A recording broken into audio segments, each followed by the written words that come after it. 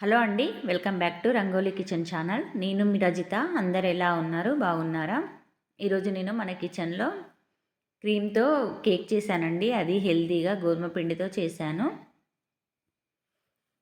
ఇక్కడ ముందుగా నేను స్టవ్ వెలిగించుకొని మనము కేకుని ఫ్రీ హీట్ చేసుకోవడానికి మందపాటి గిన్నె పెట్టుకొని గిన్నెలో మనం ఉప్పు కానీ ఇసుక కానీ వేసుకోవచ్చండి.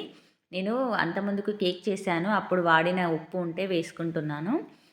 ఇలా వేసుకున్న తర్వాత ఒక స్టాండ్ వేసి గిన్నె మీద మూత పెట్టి ఫ్రీ హీట్ చేసుకునే లోపు మనకి బ్యాటర్ రెడీ చేసుకోవచ్చు.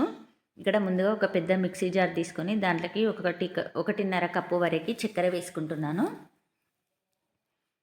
ఇప్పుడు అందులోకి 2 చిన్న దాల్చిన ముక్కలు, ఒక ఇలాచి, 2 లవంగాలు వేసుకొని మెత్తగా మిక్సీ పట్టుకోవాలి. మనం నూనె, పెరుగు, పాలు వేసిన తర్వాత అవి నలగవు కాబట్టి ముందే ఒకసారి మిక్సీ పట్టుకోవాలి. తర్వాత దీంట్లోకి 1 కప్పు వరకు రిఫైన్డ్ ఆయిల్, 1 కప్పు కాచి చల్లార్చిన పాలు, 1 కప్పు పెరుగు వేసుకొని క్రీమీ స్ట్రక్చర్ వచ్చేసరికి మిక్సీ పట్టుకోవాలి. చూసారు కదా, ఇలా మిక్సీ పట్టుకుంటే మనకి స్మూత్గా ఉంటుంది కేకు. ఇప్పుడు ఒక గిన్నె తీసుకొని దాంట్లోకి జల్లెడ పెట్టుకొని జల్లెడలో 2 కప్పుల వరకు గోధుమ పిండిని వేసుకొని అలాగే 1/2 కప్పు వరకు బేకింగ్ పౌడర్ వేసుకోవాలి. స్వీట్లో నేను ఉప్పు కూడా యాడ్ చేస్తున్నానండి. స్వీట్లో ఉప్పు యాడ్ చేసుకోవడం వల్ల మనకి ఎక్స్ట్రా టేస్ట్ అన్నది యాడ్ అవుతుంది. అలాగే 1/2 టీ స్పూన్ వరకు బేకింగ్ సోడా కానీ లేకపోతే మనం తినే సోడా కానీ వేసుకోవచ్చు. నాకు దగ్గర ఇక్కడ బేకింగ్ సోడా లేదు కాబట్టి తినే సోడా వేసుకున్నాను. మనం ఎప్పుడు కేక్ చేసినా ఇలా పిండిని ఖచ్చితంగా జల్లించుకోవాలండి. ఇలా జల్లించుకున్న తర్వాత మనం ముందుగా మిక్సీ పట్టి పెట్టుకున్న క్రీమ్ మొత్తం వేసుకొని కట్ అండ్ ఫోల్డ్ మెథడ్లో కలుపుకోవాలి. మనం ఎప్పుడు కేక్ చేసినా కూడా కట్ అండ్ ఫోల్డ్ మెథడ్లోనే కలుపుకోవాలండి. నేను ఇక్కడ తీసుకున్న వాటికి కరెక్ట్గా సరిపోయాయండి మనం క్రీమును గోధుమ పిండి. ఒకవేళ మీకు మనకి క్రీమీ స్ట్రక్చర్ కాకుండా గట్టిగా అయిందంటే మరొకసారి 1 కప్పు కానీ 1/2 కప్పు కానీ మనకి ఎంత వీలుంటే అన్ని పాలు పోసుకొని కలుపుకోవాలి. ఇక్కడ నేను వెనీలా ఎసెన్స్ కూడా యాడ్ చేసుకున్నాను. చూసారు కదా, కట్ అండ్ ఫోల్డ్ మెథడ్లోనే కలుపుకోవాలి. మంచిగా కలుపుకోవాలండి, ఇక్కడ ఉండలు లేకుండా. చూసారు కదా, ఇక్కడ ఉండలు లేకుండా స్మూత్గా వచ్చింది బ్యాటర్ అనేది. బాగా లూజ్ కాకుండా బాగా టైట్ కాకుండా ఇలా మంచిగా కలుపుకోవాలి. ఇప్పుడు కలుపుకున్న దాన్ని పక్కకు పెట్టుకొని కేక్ మౌల్ తీసుకొని దానికి ఆయిల్ కానీ లేకపోతే బటర్ కానీ అప్లై చేసుకోవాలి. ఒకవేళ మీ దగ్గర కేక్ టిన్ లేకుంటే మాత్రము స్టీల్ గిన్నెలో కానీ లేకపోతే రాతండి గిన్నెలో కానీ వెడల్పాటు తీసుకొని దాంట్లో కేక్ బ్యాటర్ వేసుకోవచ్చు.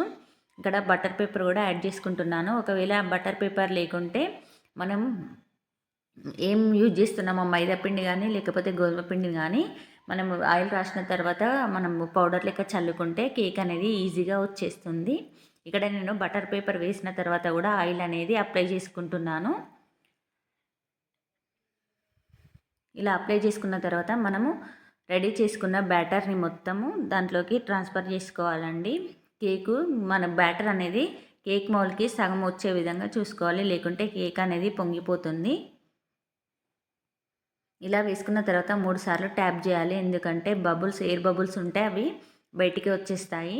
ఇప్పుడు మనం ఫ్రీ హీట్ చేసుకున్నాం కదా, గిన్నె తీసుకుపోయి గిన్నె మీద బౌల్ పెట్టాలండి. మనకి ఇది ఉడకడానికి 40 నుండి 45 మినిట్స్ టైం అనేది పడుతుంది. చూసారు కదా, ఒక 20 మినిట్స్ తర్వాత నేను మూత తీసి చూస్తే కేక్ అనేది ఇలా పొంగిపోయి ఉంది. నాకు కేక్ బేక్ కావడానికి 45 మినిట్స్ పట్టిందండి. చూసారు కదా, కేక్ అనేది ఎంత చక్కగా కుక్ అయిపోయిందో. నా వీడియోలో కనుక మీకు నచ్చినట్లయితే నా ఛానల్ని తప్పకుండా సబ్స్క్రైబ్ చేయండి. అలాగే పక్కన ఉన్న బెల్ ఐకాన్ని క్లిక్ చేయండి. షేర్ చేయండి, కామెంట్ చేయండి, లైక్ చేయండి. ఇలాంటి మరిన్ని వీడియోలు నేను తప్పకుండా మీ ముందుకు తీసుకొస్తానండి. ఇక్కడ నేను విప్పింగ్ క్రీమ్ కోసము మీషోలో ఆర్డర్ పెట్టుకున్నానండి. కాకపోతే నేను పౌడర్ని ఆర్డర్ పెట్టుకున్నాను. క్రీమ్ కూడా దొరుకుతుంది. ఒకవేళ మీరు కేక్ కనుక చేసుకోవాలనుకుంటే మాత్రం పౌడర్ని కాకుండా క్రీమ్ని తీసుకోండి. ఎందుకంటే నాకు ఇక్కడ ఏమైందంటే మా పౌడర్ నాకు బీటర్తోని రాలేదు, అలాగే నా దగ్గర బీటర్ లేదు కాబట్టి చేయితో చేయడం వల్ల నాకు ఈ క్రీమ్ అనేది కరెక్ట్గా రాలేదు. ఇక్కడనే చాలా పెద్ద మిస్టేక్ అయిపోయింది నాకు. మీరు చేసుకుంటే మాత్రం విప్పింగ్ క్రీమ్నే వాడండి, పౌడర్ని మాత్రం అస్సలు వాడద్దు.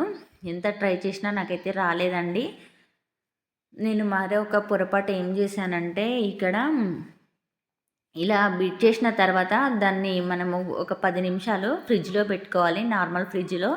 నేను ఫ్రిడ్జ్లో కూడా పెట్టలేదండి క్రీమ్ని, అందుకే నాకు అసలు ఆ క్రీమ్ అనేది ఏమంటారు థిక్నెస్ కాకుండా బాగా లూజ్గా అయిపోయింది. ఒక 15 నిమిషాలు టైం పట్టిందండి నాకు ఇది చేసుకోవడానికే. ఫుల్ టైం అంటే ఫుల్ టైం పట్టింది.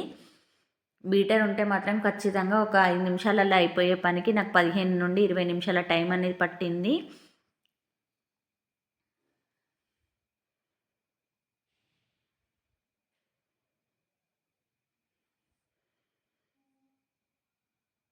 చూసారు కదా ఎంత కష్టపడ్డాననేది. అందుకే వీడియో పెట్టద్దనుకున్నాను. కాకపోతే ఇంత కష్టపడ్డా కదా, ఒకసారి మన సబ్స్క్రైబర్స్ కూడా నా కష్టం తెలవాలని నేను ఈ వీడియో పోస్ట్ చేస్తున్నానండి. చూసారు కదా, క్రీమ్ అనేది మనం గిన్నెని బోర్లిచ్చినప్పుడు క్రీమ్ అనేది కింద పడకుండా ఉండాలి.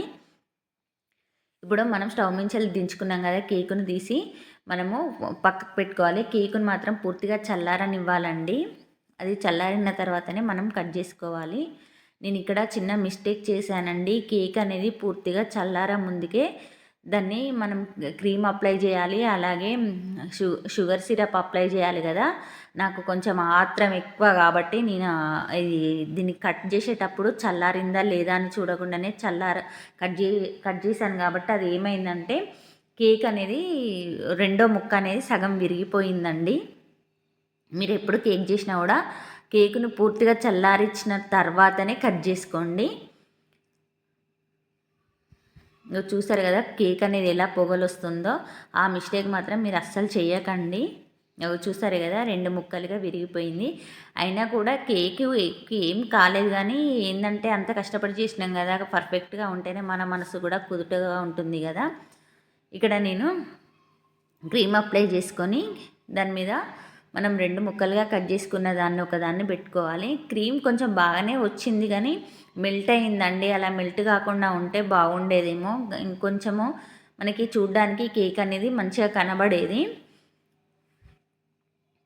ఇప్పుడు అది పెట్టుకున్న తర్వాత నేను షుగర్ సిరప్ కోసము వేడి నీళ్ళు ఒక 2-3 ఏమంటారు ఒక చాయ్ కప్ అంతా వాటర్ తీసుకొని 2-3 స్పూన్ల చక్కెర వేసుకొని ఒక అర్ధగంట సేపటికి ఎక్కడమే మంచిగా నానబెట్టుకోవడం వల్ల చక్కెర అనేది కరిగిపోయింది.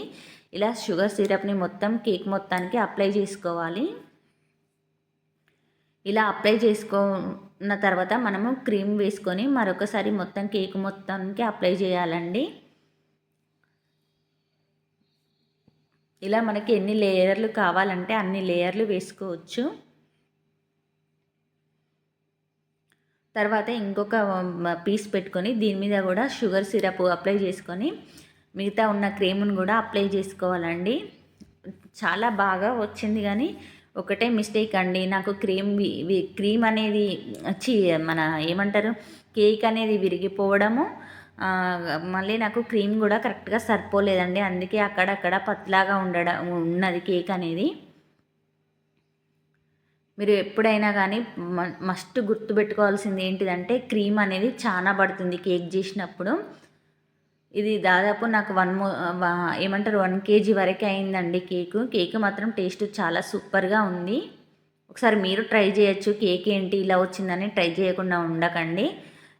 కేక్ అనేది చాలా టేస్టీగా ఉంది. నా పొరపాటు ఏంటిదంటే క్రీమ్ని పౌడర్ని ఇంకొంచెం యాడ్ చేసుకుంటే సరిపోతుండే. అంతే అండి. ఇది ఫస్ట్ టైం కాబట్టి నాకు ఇలా అయింది అంతే. ఇంకోసారి చాలా బాగా చేస్తాను అనేది ఒకసారి మనకి తెలిస్తేనే కదా, ఒకసారి పోయినా కూడా ఒకసారి వస్తుంది అనేది ఇక్కడ చెప్తున్నాను మీకు, వీడియో పోస్ట్ చేస్తున్నాను.